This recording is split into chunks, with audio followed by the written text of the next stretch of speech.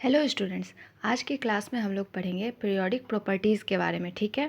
Periodic properties में जो आने वाले टर्म्स हैं उसमें screening effect, effective nuclear charge, atomic radius, ionisation enthalpy, electron gain enthalpy, electronegativity and so on. ठीक है। हम लोग इस वीडियो में screening effect, effective nuclear charge और एटॉमिक रेडियस के बारे में डिस्कस करेंगे, और भी जो टर्म्स है वो आने वाले वीडियोज़ में हम लोग डिस्कस करेंगे। ठीक है। तो अगर आप लोगों ने मेरे पिछले वीडियो को नहीं देखा है, ग्रुप, पीरियड और ब्लॉक निकालना है किसी भी एलिमेंट का, तो आप लोग ज़रूर से देख लें। मैं उस वीडियो का लिंक डिस्क्रिप्शन बॉक्स में भी डाल दूँगी, वहाँ से भी आप लोग देख सकते हो, या फिर आई बटन में भी मैं डाल दूँगी, वहाँ से भी आप लोग क्लिक करके उस वीडियो को देख सकते हो। ठीक है। अगर आप लोगों को मेरी वीडियो अच्छी लगती है तो आप लोग एक लाइक ज़रूर करें, और अगर कोई भी क्वेश्चन हो, कोई भी डाउट हो, तो आप लोग कमेंट बॉक्स में कमेंट करें, मैं उसका रिप्लाई करूँगी। ठीक है। अपने फ्रेंड के साथ मेरे वीडियो को शेयर करें ताकि बहुत लोगों तक मेरी वीडियो पहुँच सके। ठीक है। और मेरे चैनल को सब्सक्राइब कर दे, बेल आइकन प्रेस कर दे ताकि कोई भी नोटिफिकेशन आप तक सबसे पहले पहुँच जाए। ठीक है। ठीक है बच्चों, आज की क्लास स्टार्ट करते हैं। सबसे पहला टर्म है स्क्रीनिंग इफेक्ट। ठीक है। स्क्रीनिंग इफेक्ट या शील्डिंग इफेक्ट क्या होता है? ये स्क्रीनिंग इफेक्ट, जब हम लोग बात करते हैं किसी एटम के बारे में, ठीक है, तो उसके सेंटर में न्यूक्लियस होता है। ठीक है। उसमें पाए जाने वाले जो प्रोटॉन होते हैं या फिर न्यूट्रॉन होते हैं, प्रोटॉन जो है वो पॉजिटिव चार्ज कैरी करता है। ठीक है। और उसके अराउंड जो सेल होते हैं उसमें पाए जाने वाले इलेक्ट्रॉन्स है वो निगेटिव चार्ज कैरी करता है। ठीक है। तो जो इनर सेल होता है उसमें पाए जाने वाले इलेक्ट्रॉन्स का फोर्स ऑफ अट्रैक्शन न्यूक्लियस से बहुत ज़्यादा होता है। न्यूक्लियस जो है वो अट्रैक्शन इनर सेल के इलेक्ट्रॉन्स पे बहुत ज़्यादा लगाती है in comparison to outermost electrons पे। ठीक है।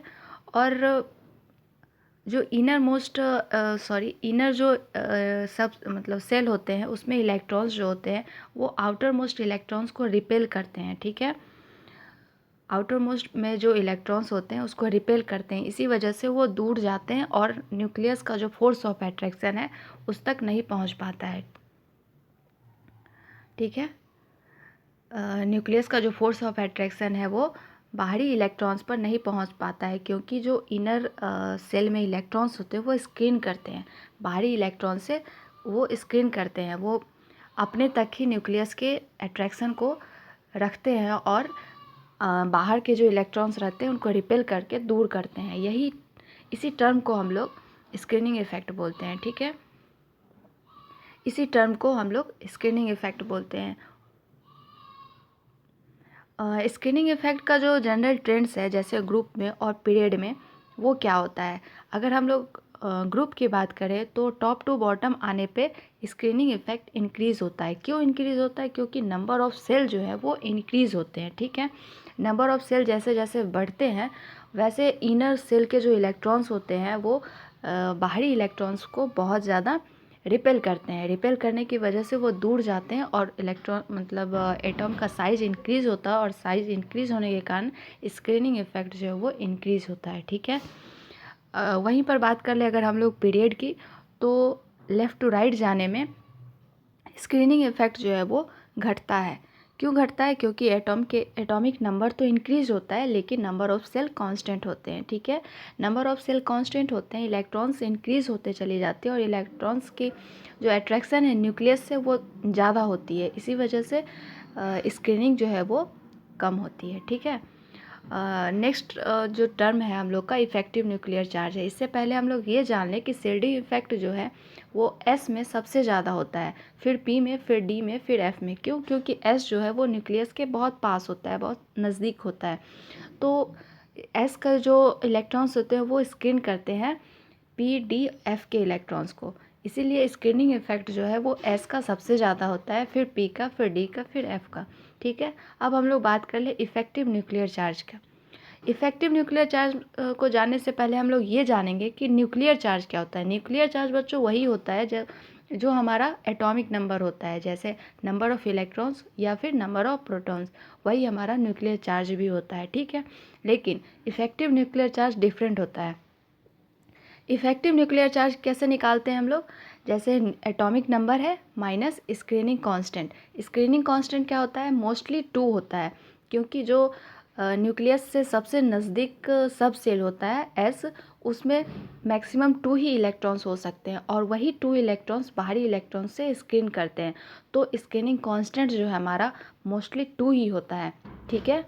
तो इफेक्टिव न्यूक्लियर चार्ज को अगर हम लोग डिफाइन करें तो वो क्या होता है, net positive charge felt by valence electron, ठीक है, उसको हम लोग इफेक्टिव न्यूक्लियर चार्ज बोलते हैं। मतलब कि बाहरी इलेक्ट्रॉन्स है उस तक जो है वो पॉजिटिव चार्ज कितना फील होता है, मतलब उसको न्यूक्लियस का प्यार कितना मिल पाता है, ठीक है, उसको उसका अट्रैक्शन कितना मिल पाता है, बहुत कम, क्योंकि जो बाहरी इलेक्ट्रॉन्स होते हैं, बाहरी वैलेंस इलेक्ट्रॉन्स होते हैं, उसको नेट पॉजिटिव चार्ज जो है वो बहुत कम फील होता है। क्यों? क्योंकि जो इनर सब सेल होते हैं उसमें इलेक्ट्रॉन्स प्रेजेंट होते हैं और वो न्यूक्लियस का पूरा प्यार, पूरा अट्रैक्शन वो खुद ले लेते हैं, ठीक है। तो अगर बात करें इफेक्टिव न्यूक्लियर चार्ज के जनरल ट्रेंड्स के बारे में, तो जैसे जैसे हमारा एटॉम का साइज़ इंक्रीज़ होता है जैसे जैसे हमारा एटम का साइज़ इंक्रीज़ होता है वैसे वैसे न्यूक्लियर चार्ज जो है, इफेक्टिव न्यूक्लियर चार्ज जो है हमारा, वो डिक्रीज़ होता है, ठीक है। क्यों क्यों डिक्रीज़ होता है? क्योंकि जैसे जैसे नंबर ऑफ़ सेल इंक्रीज़ होंगे वैसे वैसे इलेक्ट्रॉन्स का और न्यूक्लियस का जो अट्रैक्शन है वो कम होता चला जाएगा और जो बीच के जो इनर सब सेल के जो इलेक्ट्रॉन है वो बाहरी इलेक्ट्रॉन्स को रिपेल करते चले जाएंगे, ठीक है। इसी वजह से इफेक्टिव न्यूक्लियर चार्ज जो है वो हमारा अगर ग्रुप में बात करें तो वो डिक्रीज़ होता चला जाता है, ठीक है, और वहीं पर पीरियड की बात करें तो इंक्रीज़ होता चला जाता है, ठीक है।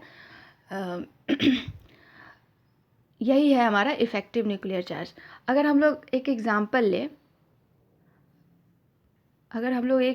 लें सोडियम का, ठीक है,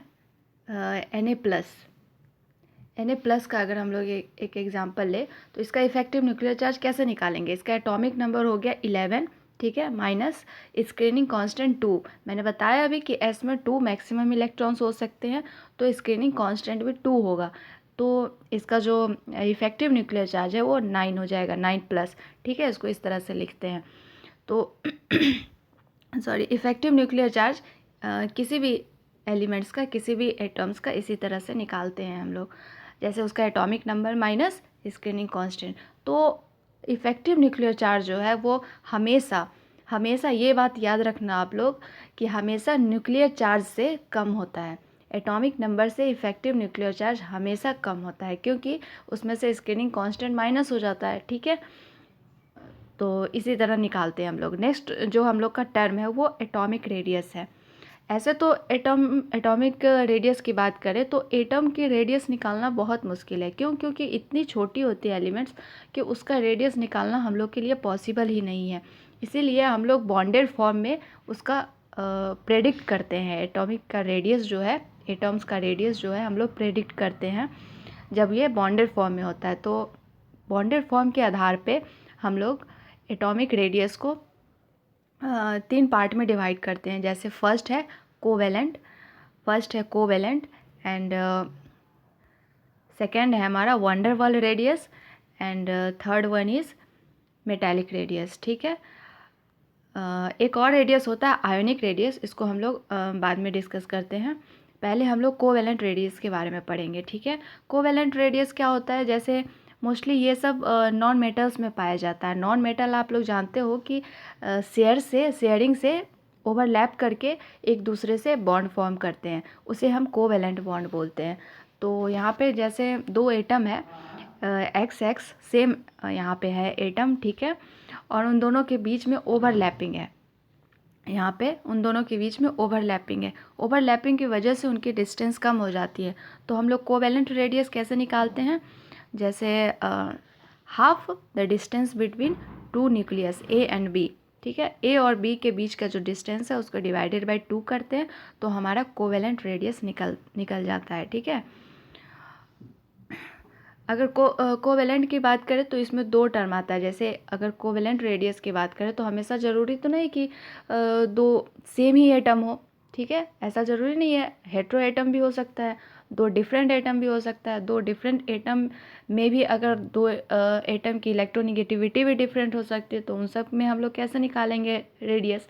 तो उन सब का ये इक्वेशन है वो मैं बता रही हूँ। जैसे होमो एटॉमिक रेडियस है तो उसका तो सिंपली हम लोग दोनों के बीच का डिस्टेंस है डिवाइडेड बाय 2 कर देंगे तो रेडियस निकल जाएगा।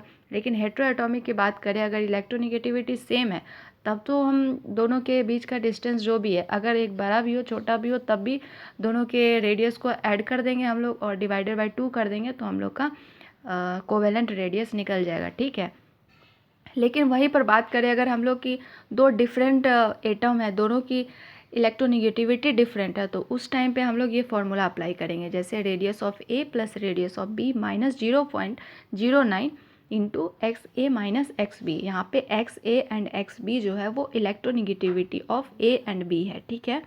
इसी तरह से हम लोग निकालते हैं कोवेलेंट रेडियस। और नेक्स्ट अब बात करें हम लोग तो सेकेंड इज़ वंडर वाल रेडियस। वंडर वाल रेडियस हम लोग मोस्टली नोबल गैस के लिए निकालते हैं जिनके बीच में कोई बॉन्डिंग नहीं होती है। जैसे अगर सॉलिड स्टेट में बात करें तो नोबल गैस बॉन्डेड नहीं होते हैं, बट दोनों के बीच में डिस्टेंस होता है। ठीक है। अगर सॉलिड स्टेट में बात करें तो दो एटम के बीच में डिस्टेंस होता है, तो इंटरमॉलिक्यूलर डिस्टेंस जो एक दोनों एटम के बीच का होता है उनको डिवाइडेड बाय 2 अगर कर दे तो वंडर वाल रेडियस मिल जाएगा। ठीक है। जैसे 2 एडजेसेंट एटम है ए एंड बी, इन दोनों के बीच में डिस्टेंस है, तो इन दोनों के बीच में डिस्टेंस है डिवाइडेड बाय अगर हम लोग 2 कर दे, दोनों को ऐड करके डिवाइडेड बाय 2 कर दे तो हम लोग को वंडर वाला रेडियस मिल जाएगा। ठीक है। And third one metallic radius. ये तो नाम से ही क्लियर है कि मेटालिक रेडियस तो मेटल में ही पाया जाएगा। ठीक है। मेटल जो भी बॉन्डेड बनाते हैं, मेटल जो भी बॉन्ड बनाते हैं, उन दोनों के बीच का डिस्टेंस डिवाइडेड बाय 2 अगर कर दे तो हम लोग को मेटालिक रेडियस ईजिली मिल जाएगा, क्रिस्टल फॉर्म में ईजिली मिल जाएगा। अगर कंपेयर की बात करें हम लोग तो सबसे बड़ा जो रेडियस है वो वंडर वाल रेडियस है, उसके बाद मेटालिक, उसके बाद कोवेलेंट रेडियस। क्योंकि आप लोग जानते हो कि वंडर वाल रेडियस के बीच में दो एटम के बीच में डिस्टेंस है तो उसका रेडियस तो बड़ा होगा ही। फिर मेटालिक में है दोनों नज़दीक होते हैं, दोनों सटे होते हैं एक दूसरे से, तो उनका radius in comparison to covalent ज़्यादा होता है। क्यों? क्योंकि कोवेलेंट में ओवरलैपिंग की वजह से डिस्टेंस कम हो जाती है। ठीक है। वहीं पर अब बात कर ले हम लोग आयोनिक रेडियस का। ठीक है। आयोनिक रेडियस निकालने के लिए इसमें दो टर्म आता है, जैसे कैटायन और एनायन। अगर हम लोग एक एटम से एक इलेक्ट्रॉन को निकाल दिए तो वो कैटायन बन जाएगा, और एक इलेक्ट्रॉन अगर ऐड कर दिए एटम में तो वो एनायन बन जाएगा। ठीक है। तो कैटायन और एनायन फॉर्म, और इन दोनों के बीच में जो बॉन्डिंग होता है, जो आयनिक बॉन्ड बनता है, उन दोनों का रेडियस निकालते हैं तब हम लोग को आयनिक रेडियस मिलता है। निकालते वही प्रोसेस है, उसी तरीके से है, दोनों के बीच के डिस्टेंस को ऐड करके डिवाइडेड बाय 2 कर देते हैं। बट यहाँ पे साइज की वेरिएशन बहुत ज़्यादा है, क्योंकि कैटायन बहुत छोटी होती है और एनायन बहुत बड़ी होती है। ठीक है। अगर जनरल ट्रेंड की बात करें हम लोग, जैसे पीरियड में या ग्रुप में एटॉमिक रेडियस कैसे वेरी करता है, तो पीरियड में हम लोग बात करेंगे तो एटॉमिक रेडियस जो है वो डिक्रीज़ होता है। ठीक है। पीरियड वाइज अगर बात करें तो एटॉमिक रेडियस डिक्रीज़ होता है। क्यों? क्योंकि इफेक्टिव न्यूक्लियर चार्ज वो पीरियड वाइज इंक्रीज़ होती है, बट नंबर ऑफ सेल जो है वो रिमेंस कांस्टेंट होती है। ठीक है। तो पीरियड में एटॉमिक रेडियस डिक्रीज़ होते चली जाती है लेफ़्ट टू राइट। बट वहीं पर बात करें अगर हम लोग ग्रुप की, तो ग्रुप में एटॉमिक रेडियस इंक्रीज़ होते चली जाती है, क्योंकि नंबर ऑफ सेल इंक्रीज़ होती है और इफेक्टिव न्यूक्लियर चार्ज तो कांस्टेंट होते हैं, लेकिन स्क्रीनिंग इफेक्ट जो है वो इंक्रीज़ होते चली जाती है। इसी वजह से साइज भी बड़ा होते चला जाता है। ठीक है। तो ग्रुप में साइज बड़ा हो जाता है एटॉम्स का, और पीरियड में साइज छोटा होता चला जाता है।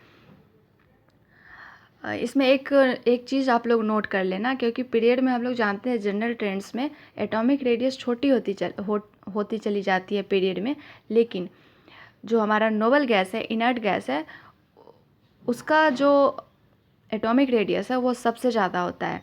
क्यों? क्योंकि उन सब के बीच में वंडर वाला रेडियस पाया जाता है, और अभी हम लोगों ने पढ़ा है कि वंडर वाला रेडियस जो है वो सबसे बड़ा होता है। ठीक है। इसीलिए, और आयोनिक रेडियस की भी बात करें तो इन्वर्सली प्रोपोर्शनल होता है इफ़ेक्टिव न्यूक्लियर चार्ज के इन्वर्सली प्रोपोर्शनल आयोनिक रेडियस होता है, इसीलिए जितना इफ़ेक्टिव न्यूक्लियर चार्ज बढ़ेगा आयोनिक रेडियस उतना कम होता चला जाएगा। यहीं पर अगर हम लोग इसका एग्जांपल ले ले Al3+, magnesium 2+, Na+, fluorine minus and O2-, यहाँ पे जैसे आयोनिक रेडियस है तो इन सब का इंक्रीज़ हो रहा है। क्यों? क्योंकि हम लोग जानते हैं कि एनायन का जो है वो साइज़ बड़ा होता है, तो आयनिक इसका रेडियस जो है वो भी बड़ा होगा, और कैटायन में जितना ज़्यादा पावर होगा, जितना ज़्यादा उस पर पावर होगा वो उतना छोटा होगा। ठीक है, इसलिए Al3+ यहाँ पे सबसे छोटा है, O2- यहाँ पे सबसे बड़ा है। और इफ़ेक्टिव न्यूक्लियर चार्ज की भी बात करें, जैसे Al3+ की बात करें हम लोग, तो इफ़ेक्टिव न्यूक्लियर चार्ज निकालने के लिए 13-2 करेंगे तो यहाँ पे 11 हो जाएगा। ठीक है, और अगर मैग्नीशियम की बात करें तो हम लोग 12-2 तो यहाँ पे 10 हो जाएगा। ठीक है, और फिर सोडियम का भी हम लोगों ने 9 निकाला है, और फ्लोरीन का इसी तरह से 8, और ऑक्सीजन का इसी तरह से 7 हो जाएगा। ठीक है, सॉरी 7 नहीं होगा, जैसे सोडियम का यहाँ पे हम लोग का 10 हो गया, और फ्लोरीन का बात करें तो फ्लोरीन का एटॉमिक नंबर तुम्हारा 9 है, 9-2 हो जाएगा 7। और फिर ऑक्सीजन की बात करें तो ऑक्सीजन का 8 है, 8-2 यहाँ पे 6 हो जाएगा। ठीक है, तो इसी तरह से हम लोग इफ़ेक्टिव न्यूक्लियर चार्ज इन सब का देखें तो डिक्रीज़ हो रहा है, और आयनिक का रेडियस जो है वो इंक्रीज़ हो रहा है। यहाँ पे हम लोग एग्जाम्पल से इसी तरह समझते हैं। ठीक है, और नेक्स्ट लेक्चर में हम लोग, नेक्स्ट वीडियो में हम लोग आयोनाइज़ेशन एंथैल्पी और भी जो टर्म्स बचे हुए हैं उन सबको डिस्कस करेंगे, और कोशिश करेंगे कि चैप्टर वहीं पर एंड करें। ठीक है, आप लोग को अगर ये वीडियो अच्छी लगे तो आप लोग ज़रूर से लाइक करना, कमेंट करना। ठीक है, फिर हम लोग मिलते हैं नेक्स्ट वीडियो में। ओके, तब तक के लिए बाय बाय।